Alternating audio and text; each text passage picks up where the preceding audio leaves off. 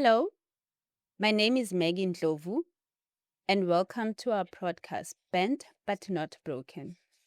This podcast, we're going to have serious conversations that our communities go through. One of them is single parenting,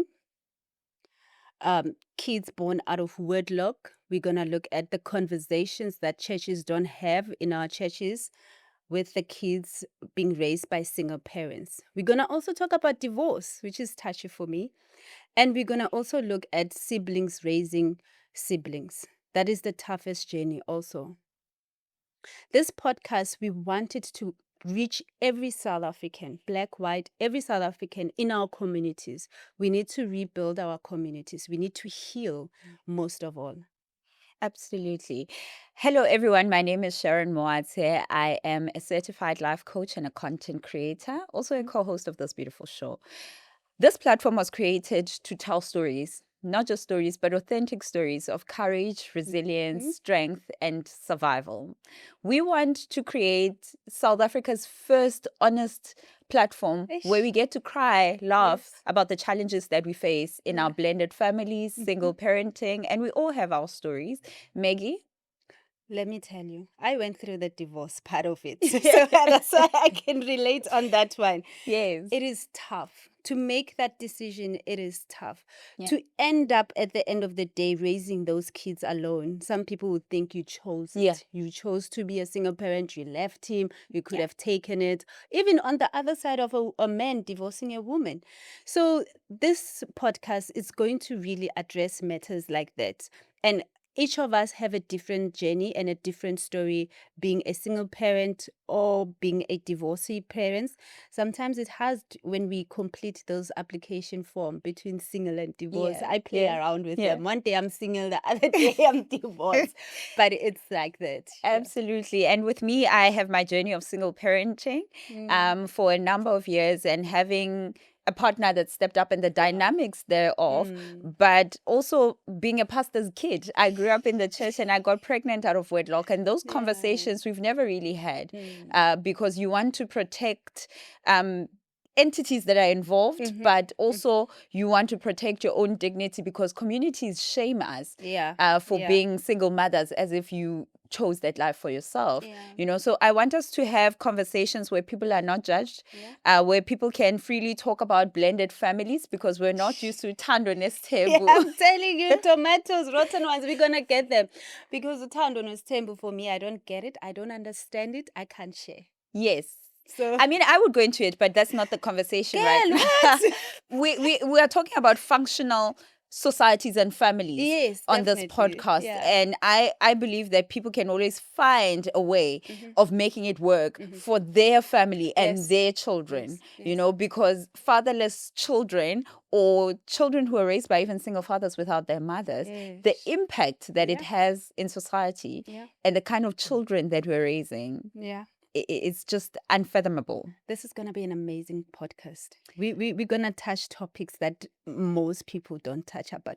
Like churches, when it comes to faith, how pastors treat girls who have kids out of wedlock. You know, those are topics we need to really, do you even baptize it, pastors? Tell us, we want to know what's happening. So this podcast is really going to touch topics that are very sensitive. How also our family members growing up, having a mother who is being abused and then trying to go back home and say, umfazi uyanyamezela, hlala, uyanyamezela. Why would you leave cheese in the fridge? You know, uzohlala nathi la ususogola, hlala. And we're going to address those matters. And we're also going to talk about siblings who raise other siblings because they become parents at a very young age and it looks like society is just moving on. No one is taking consideration of their stories, their struggles, and their story of resilience.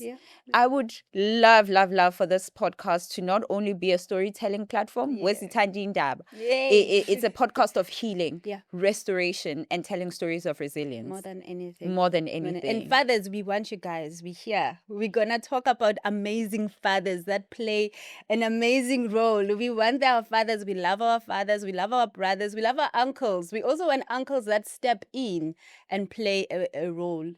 I once made a video that people wanted to crucify me for, but I said in the video that fathers will protect their single mothers and yet criticize and leave the woman who birthed their children. So you repeat the cycle that your father literally put your mother in, but then you say you're not like your dad. And these are conversations that we need to have. These are conversations where I'm ready for the public to hate me, but we need to talk about it. Definitely, we need to root out all this so our communities can heal, and let's get back to what South Africa used to be. Let's heal. Absolutely. And even mothers can be toxic, but that's not where we're going right now. No, we're not going there, but we're going to talk about that because let's be honest, in social media, all these things are out there, but we need a platform where we address them and then we address healing. Yes. You know, we address healing so that we build a new South Africa. Absolutely. We would love a nation of well-cultured children who are fathered by not even just biological fathers, but it takes a village to raise children. And we hope that we can unite all of us and see every child in the street as someone that we need to be accountable for, because that's the kind of nation we are. We have Ubuntu. And I think today's guest is going to be a very good example of these conversations that we are talking about, right? Definitely.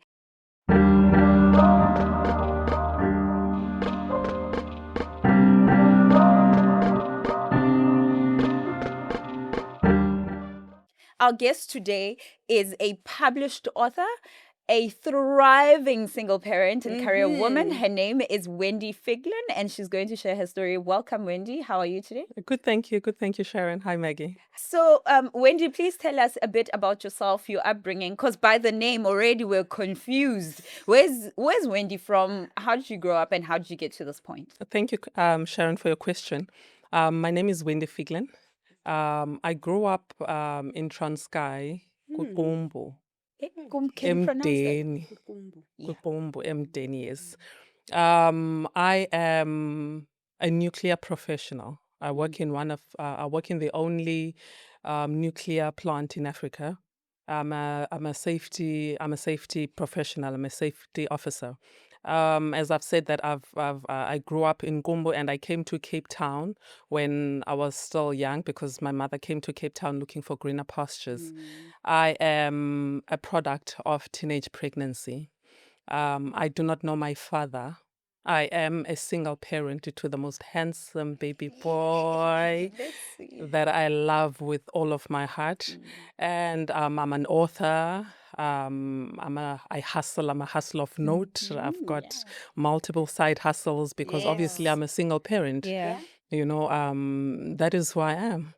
Yeah, that's a mouthful. I know, but welcome again, and thank you for honoring us here. Thank you for having me, Maggie. To our podcast. Now, Miss Wendy, tell me, before we even go far, being a single parent, is it what you thought? Because the baby's here. Did you think it's what it's all going to be? Is it what you thought it would be? Look, Maggie, growing up, because as I've just mentioned that I'm a product of teenage pregnancy, and I do not know my father. So I never wanted to be a single parent. I had my child at 30 because I was trying to avoid history repeating itself. I tried to mitigate the process and I told myself I'm not going to repeat the mistakes of my mother because I know the pain of growing up without a father. So I had my child at 30. I've always prayed. I said, God, give me someone older, someone wiser, someone who's lived, you know, who's made their mistakes and learned from them. And God gave me that. But guess what? History still repeated itself. I'm sitting here now being a single mother. My son is going through the exact same thing that I went through. He also does not know his father. And this is not what I wanted, but we are here now and we're making the best of it. That's awesome. I mean, that's already like a story that will touch so many people. That's why I say thank you for coming. You're already touching me. I mean, this journey is amazing. You are in now. Thank you.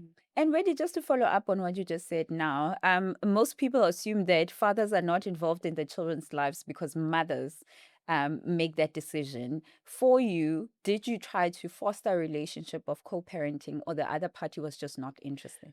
Look, I would have never allowed my child, or shall I say, I would have never blocked the father of my child not to be present in his child's life because I know the pain.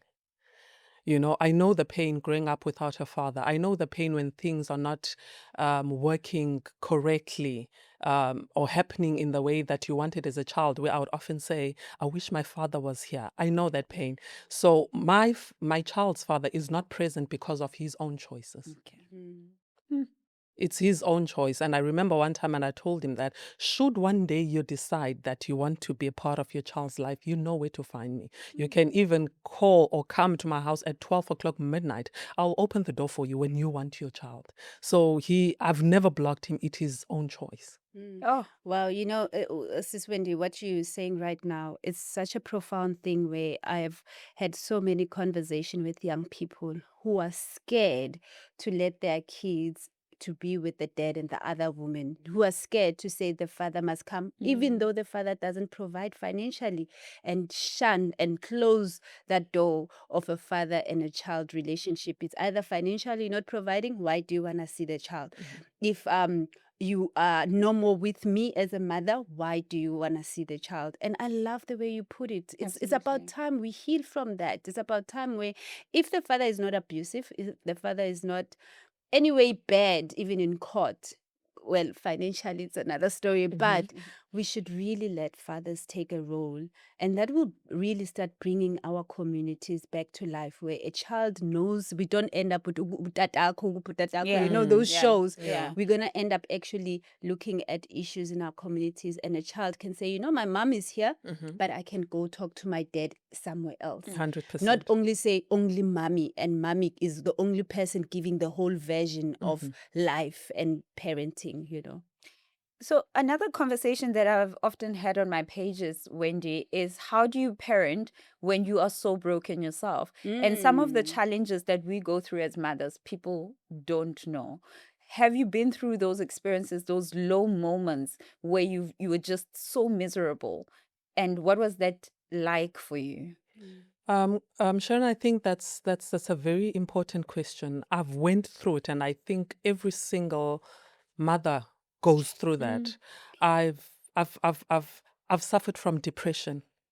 Raising a child on your own, not having a lending hand where someone could say, "Don't worry, I've got this."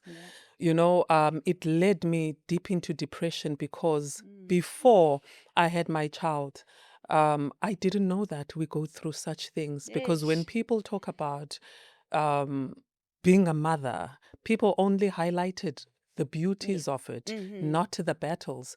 And when I gave birth, that's when I started seeing my life, like crumbling right in front of my eyes. And I was like, what is this? I ended up suffering from depression. I felt unworthy. I felt like I was not worthy of this life. And there are times you feel that you are not a good parent. It's really tough. I'm not going to lie, but I always say to people that when we go through all those moments, it is very important that you seek for help. Seek for help. Understand that you are not the only one going through it. Amen. We Amen. all go through it. It's just that currently we live in a society where we are broken behind beautiful pictures and beautiful smiles, but deep down we are really broken. So it's not easy raising a child on your own. And I got to a point where I was on antidepressants for a good 2 to 3 years. Yeah.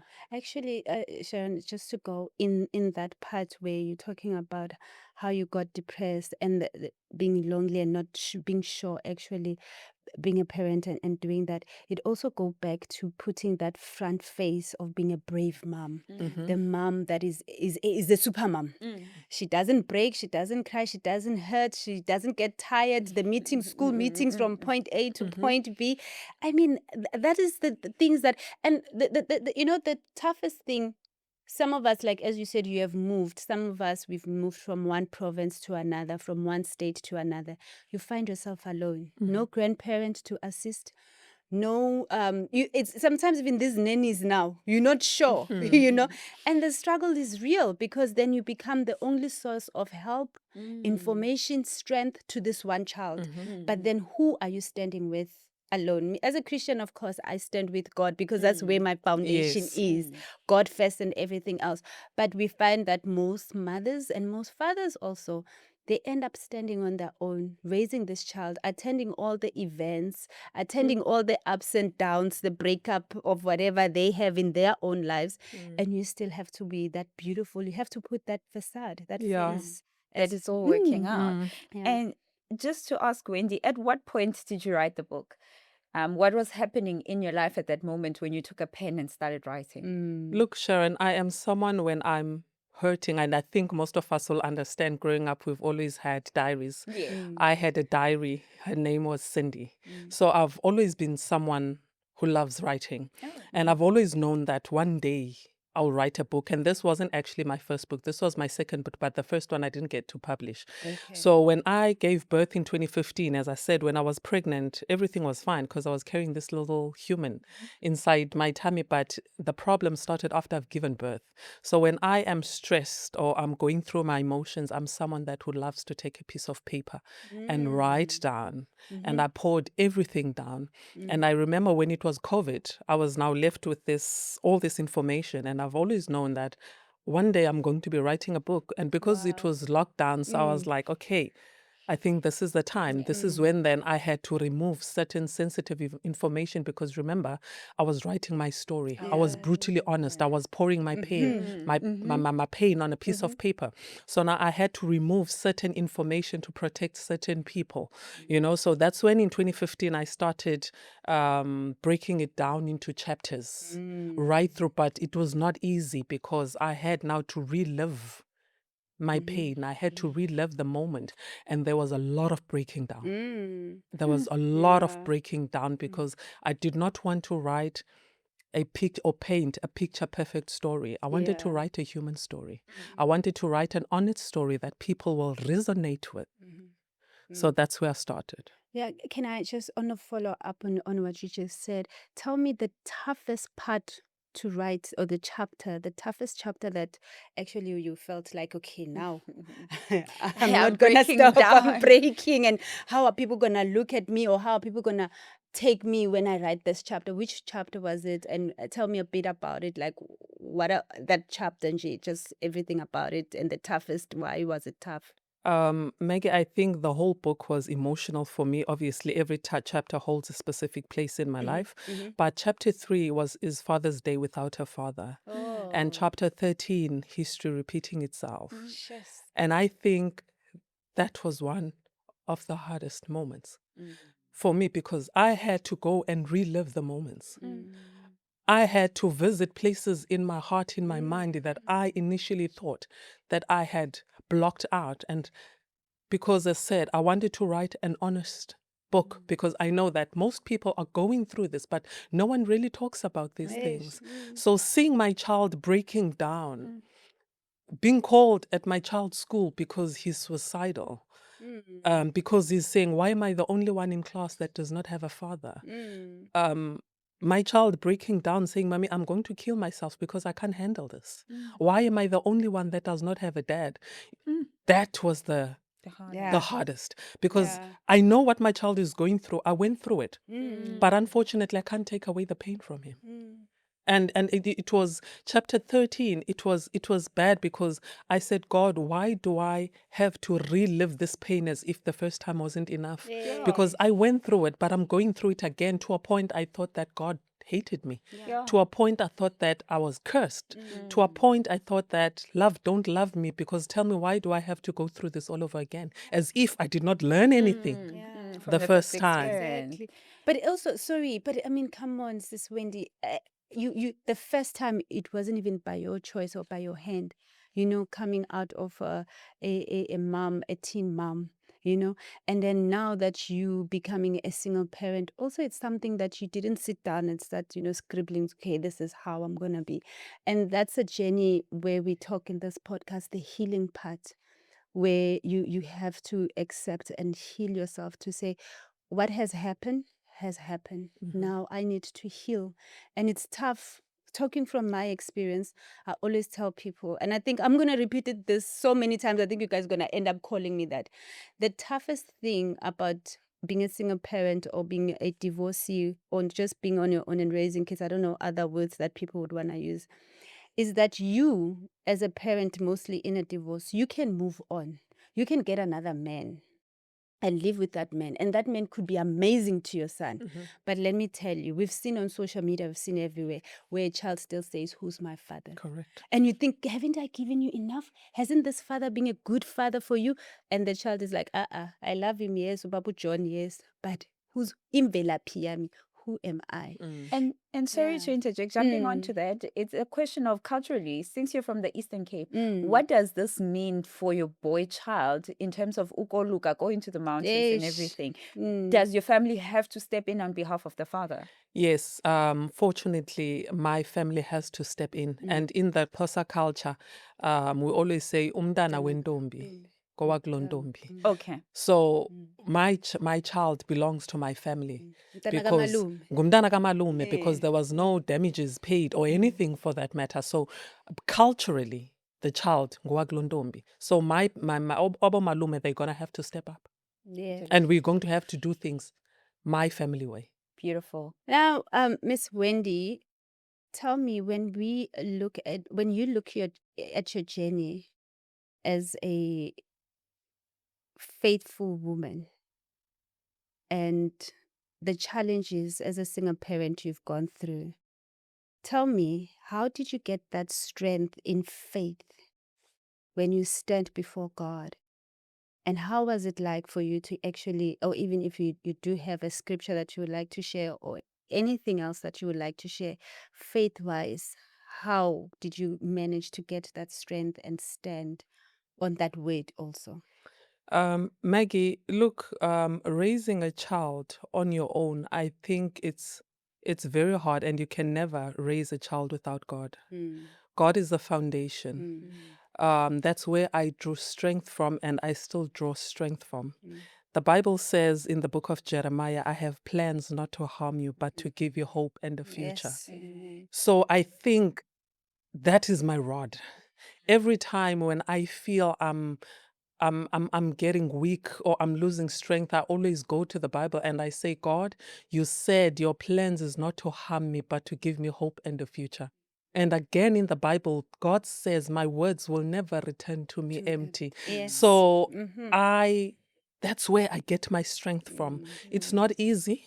I'm not going to lie. There are moments where I feel that I've got this figured out. There are moments where I break down. There are moments where I'm just numb. Because as we all know that healing is not a destination, it's a journey. Some days are better than others, but it is very important that you know where you draw strength from. Ithi iBhayibhile, I don't know the scripture, but it says dijonga entabeni, something like that, where my strength comes from. So I know that I always go to God. Yeah. And I say, God, sometimes I question God. I'm not going to lie. Sometimes I pray and I ask for strength. But that is where I get my strength from. Faith. Without faith, it is impossible to please God. So we just need to believe, even though sometimes it sounds difficult, but it is very important that we trust God, because the Bible says without faith, it is impossible to please God. Yeah. Absolutely. And for that young girl, because I was 21 when I had my child, I was in third year, and the shame that I carried, it hindered me from going to the community and holding my head up high. How do you encourage such a girl, because they see you as the successful single woman? How would you encourage that girl? Look, as I've said that we live in a society where we are broken behind, beautiful pictures and smiles. I doubt that I'm a successful single woman. It's just that that's what people think of me when they see me. But behind the screens, I break down. I'm human like any other person. Yeah. But to that young girl, I would obviously say that do not give up. You are worthy. We've all made mistakes in life. We've all made our choices in life. But what is important is that you learn from your mistakes.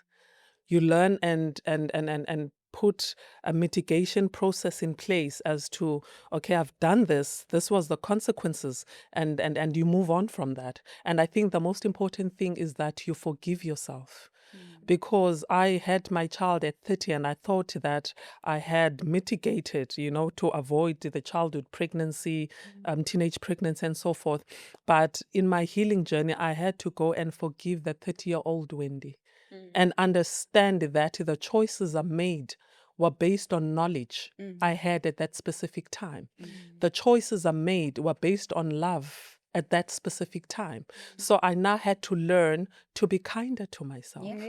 I had to learn to forgive myself. So I'd always say to that young girl, be kinder to yourself. Forgive yourself. Speak positively about yourself. Believe in you, because you do have what it takes. Wow, that is so powerful. That is so powerful. I almost feel my copy of myself. That's how I preach to my kids, to say this journey isn't meant to be easy. And there's no way, even in the Bible or anywhere in any book that says your journey of life is going to be easy or it's supposed to be easy. It's full of up and downs, lemons and sometimes grapes and pineapple sweetness. And every now and then you get hit by these storms that sometimes you don't even know how you're going to get out of them. Absolutely. Yeah. And we're not closing yet, but our title for this podcast is Bent But Not Broken. And what does the phrase mean to you? Sharon, I think that's a very powerful phrase. Life will throw at you lemons. Things will happen that you did not think of. But the title for me means that you turn lemon into lemonade. Whatever comes in your way, there's always positivity in it. I always say that. I was launching my book last week, and I said that being a single mother for me, it's not what I wanted, but it was a training ground for me because it unleashed the lioness in me and it made me realize that I have strength that I did not know. There was power inside of me that I did not know existed. So that for me is a very powerful title, because then we bend, the storms they come, but you don't break. You just need to be able to adapt to what life throws at you at that specific time. That's awesome. And in that journey with your son, right? He's 11. It's Correct. almost similar, isn't it? Similar to my son, I think your 11. son is also 11, so you guys can connect even more. Absolutely. Having that son who's 11 years and being the kind of a mother, when you look in the future for him, and he's gonna see this because this runs for life. What do you wish for him and hope for him for the future? And he will see this and one day reflect. Look, I want him, I always have these conversations with my son. We always have monthly meetings where I check in and check how he's doing emotionally. I always say to him, look, I want him to be the best version of himself. I know that one day he's going to be a father. One day he's going to be a husband. One day he's going to be a CEO or the president, but he's going to be a member of a community. And I want him to be the best. I want him to be able to live with people, because I'm trying to raise, and I think all parents, we are trying to raise a better generation of children. We're trying to raise a better generation of men. So I don't know what it is to be a man. Because I didn't grow up with a father. I don't have brothers. I have cousins, but they living their own lives. I've got uncles that live their own lives. My child also doesn't have a father. So it's only now that I'm learning what it is, to have a man in your life with my child. But I am teaching him what I think it is to be a man, not necessarily what it is to be a man, because I have no idea what it is. All I know is that I am a queen who is raising a boy to being a king. It's difficult, but I am trying my best to raise him into what I think it is to be a man. So I'm raising him in a point whereby, and I've always telling him that do the best that you can. I don't care what life throws at you one day, but make sure you are a present dad. Make sure you are a great husband. Make sure that whatever you have, make the best of it. As I said, I'm figuring this life thing, this motherhood, I'm figuring it out myself. I don't know what it is, but we were figuring it out because there's no manual or blueprint to raise a child. Can I say something on your point, and I would like to hear your view on social media. There's been times when now I'm that person at home late at night. I'm TikTok, quickly checking videos and laughing and relating with people's stories. What do you say about men that say single mothers raising kids to make them their husband, the husband that you never had, or you making him your, not even saying future husband, like you're making, I don't know if you get me, you're making a current Closing that gap. You're making him your husband, because we find in our stories and in our societies where once this young man gets a woman and now he wants to marry, and the mom of the boy is still like behind the boy, like, you ngwanaka, you will support me, umntanami, you'll take care of me until death do us apart. And some men have criticized this woman raising boys. What's your take on that? Maggie, I know that there are men who criticize women raising boys. And I think that the first thing that they understand is that we are the people that chose to stay in the lives of our children. And I think that women, especially raising boys, we are the strongest survivors in society, because we, like myself, I don't know what I'm doing, but I pray to God every day to help me. And to your question is, I am trying to build a legacy for my child, because I don't ever want to be that mother that has to be supported by my child. I work very hard. I am still studying as we speak. I have multiple streams of income.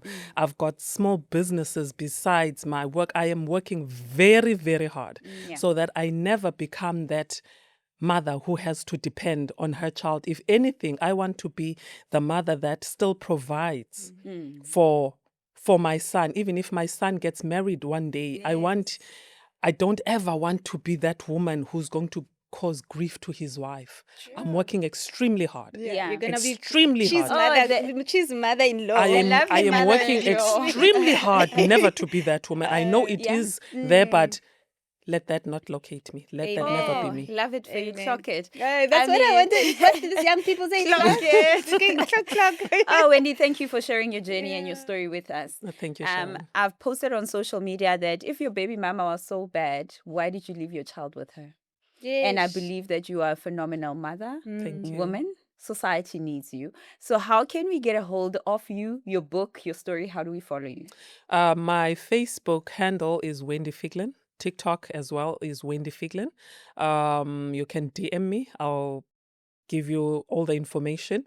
My book is also available on Amazon. Nice. Oh, awesome. Nice. Awesome. And you said it's doing well, right? It's doing extremely well. I did not see this one coming, especially from the men, because when I wrote the book, as much as I was pouring my pain, I knew that woman will come through, but the men that are coming through in my book launches, the men that are coming through, I did not see this one coming, and I want to appreciate them because this book, I would prefer it to be written by men, to be read by men, because I want them to understand, especially the men, the absent fathers. I want them to understand the damage that their absence is doing to the kids.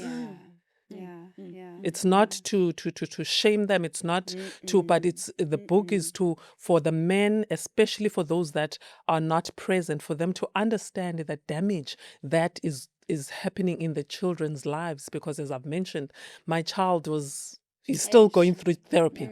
Last week, we had to go for his annual checkup. He was diagnosed with depression and anxiety. He's on antidepressants as we speak. And his doctor said he needs to go back to therapy because of the gap. Because I'm a mother, I can love him with all my heart, but unfortunately I can't play the role of his father. I can't be his father. I can do all I can in my power, but there'll always be that gap. And the role of fathers in the lives of our children are very important. Yeah. It is so important. Very, very important. Our kids need to feel loved by both parents, even if you do not stay with your mother, you know, with the mother or with the child. But your child must never ever feel unwanted by the other parent. Because also, you know, going back to that, in my life with my divorce, I found myself that when my kids were small, I told myself I'll never talk bad about their father. I will never say anything horrible because they see themselves in their father and they see themselves in me. So if I say anything bad about their father, they would look at themselves and say, is half of me bad? What is wrong with me? You know, your dad is this, your dad is useless. The child sits down in his bedroom and is like, am I bad? What is it about me? Because as much as we don't want to accept, the kids go to school, the kids, I remember also with my kid, one was like, all my friends go on holiday with their mom and dads. That hit me Yeah. because I was like, I can't give you that. But you can go on holiday with daddy and you can go on holiday with me. But for her, it was like my dad or my friends, they will say, my mom and dad, we went ABCD. My mom and dad, it went to, and I sympathize with you. Yes. And I think I like what you said of not speaking bad about the other parent. But you know where that starts? It starts with, I personally think it starts with you healing. Yes. Yes. I think it is very important that we heal. Accept situations that you don't have control over. I think it's very important that we heal for my sake and for the sake of my child as well. Because if you do not heal, Maggie, you are going to destroy the very same house that you are trying to protect, which is your child. If you do not heal, you're going to be bitter. And guess what? Your children will experience that bitterness. If you do not heal, your child is going to grow up in this bubble of anger because what you are will your child be, because you're going to have to pour into your child. So it is very important that you heal. I was saying in my book launch last week that do not build an altar for your pain.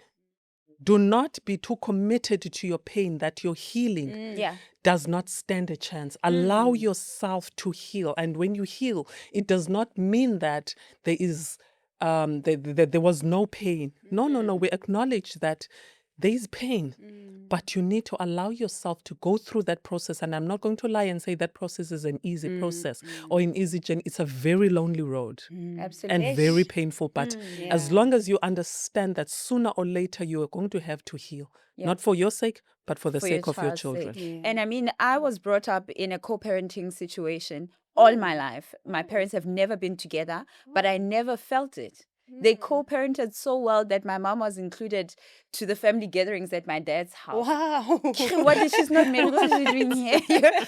But I understood, as old as I am with my own child now, that she had to put her feelings and my dad had to put his feelings aside to prioritize me. Whatever they have done to each other, I've never seen them fighting. They'll talk about high school days. I'm like, but guys, are we, you know what I'm saying? So I guess we have to learn a lot about co-parenting, that your hurt feelings and everything else takes a back burner when it comes to your child, and which is what you're advocating for. Correct. And Wendy, I wanted to ask, at your book launch, what were some of the conversations that came up? Look, I think at my book launch last week, one thing that came out, people said, look, we need a talk show. We need a reality show, because the 3 and 4 hour session that we have, it was too small. So people said we need more of these conversations, because one of the things that I was speaking about, that motherhood has taught me, especially single motherhood has taught me, you know, when we're growing up, we're always told that you need to, when you've done something wrong, you need to apologize, you know, and take accountability. But single motherhood, I mentioned that in the book launch, has taught me that you need to accept an apology you never received. And chances are you'll never even receive that apology. So these are the things we spoke about, and people said, we need a talk show. We need a talk show. We need to have more of these, because there are people that who had, one lady said, my child is over 20, but I needed this because I need to heal. All right, Maggie?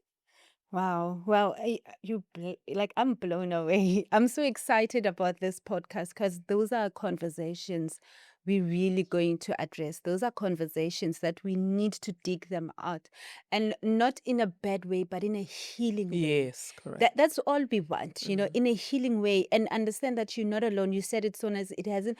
When I went through it, it's like it didn't start with me. It's not gonna end with me. Correct. And I have to land through this journey. And as parents, sometimes I think our kids learn so much from us. Sometimes we're not aware.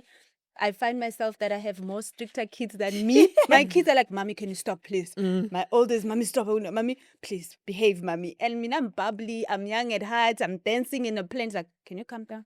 That's too much. Can you?" So as the role you play as a mother, never take it as if your child is not learning from you. As you said, sometimes if we pour bad, that's all the child is Yeah. good. If you pour good, the child is gonna learn good and also receive and become an amazing man, an amazing woman that other people will be like, "Wow, your mom has done well." And Yeah. I've said it to quite a few young people where I talk to them and how they respond to me, and I'm like, you know what? When you go home, just say, "Thank you, Mom. You've raised a good young man," or "Thank you, Mom. You've raised a good young man." Because as much as we see all the bad things happening, we need to see the good Yeah. in our kids. We need to see the good in the communities also. And before we move to the lessons we've learned and Yeah. conclude this wonderful episode, Yeah. I just want to put this into perspective and reality for someone else. Have you ever felt like the situation is way bigger than yourself? Yes. Yes, I have. Because as I've just mentioned that you can never ever raise a child without God. Mm.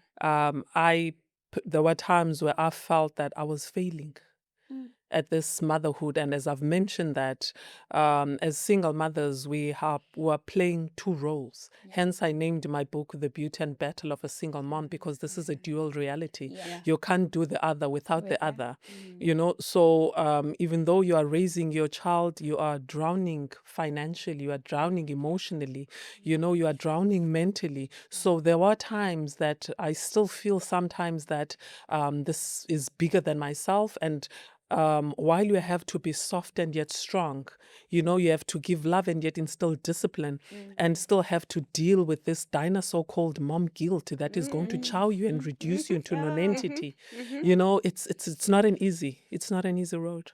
Definitely not. I wish we could do this the whole day. I know, But right? our producer will cut us short. I wish we could do this though, and go into deep. But I'm gonna, I said it, I'm gonna go curveball. Are you currently dating? Are you looking at somebody? Is there Mr. Handsome under the carpet, slowly moving under the carpet? Because the healing comes with meeting somebody, a stepdad to step in. Are you? Look, I think that's where my challenge is. And I think this is one of the things that we need to speak about. The rejection, it follows you into adulthood. I was speaking with my friend during the weekend. He said to me, "Wendy, you need to start giving people a chance. You need to give people time," because I'm working on it. I'm working on myself. I still go to therapy, because once you do one less mistake, you are out of my life. So this is the impacts of the rejection. Yeah. Because I know that sooner or later he's going to leave. So I prefer you leave now before I get Yeah. attached to you. Yeah. So that is something I'm working on it. I do meet wonderful people. I do meet people that one flew from Johannesburg and came to Cape Town to take me out on a date with my child. I dumped him. Okay, I think people need to follow our podcast for a follow-up episode Yeah. on why he got dumped.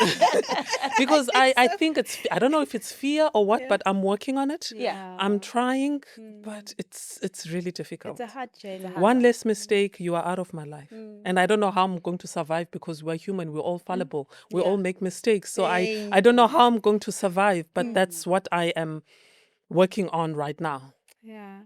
But healing takes time, Wendy. It takes Yeah, time. It takes time, and there's no manual to healing. So give yourself time. When the time is right and the person's right, it will all fall into plan. Now, as we conclude, it's been a wonderful time spending time with you. And to the people and the viewers watching, Maggie, do you have any final sentiments on Mothers on the Frontline? To every parent who is exhausted at this point, and to every parent who feel lost, broken, and have no strength to carry on, look for tomorrow. Look for the sun tomorrow. Yes, it's hard right now, but let me tell you, there's always tomorrow. Yeah. Tomorrow it will be better. Maybe it has butter tomorrow. And then the next day, maybe there's bread. But True. there's always light at the end of the tunnel. And it might sound cliched, but definitely there is. We are all standing here with our weaknesses and challenges. But let me tell you, we are standing here today at bent but not broken.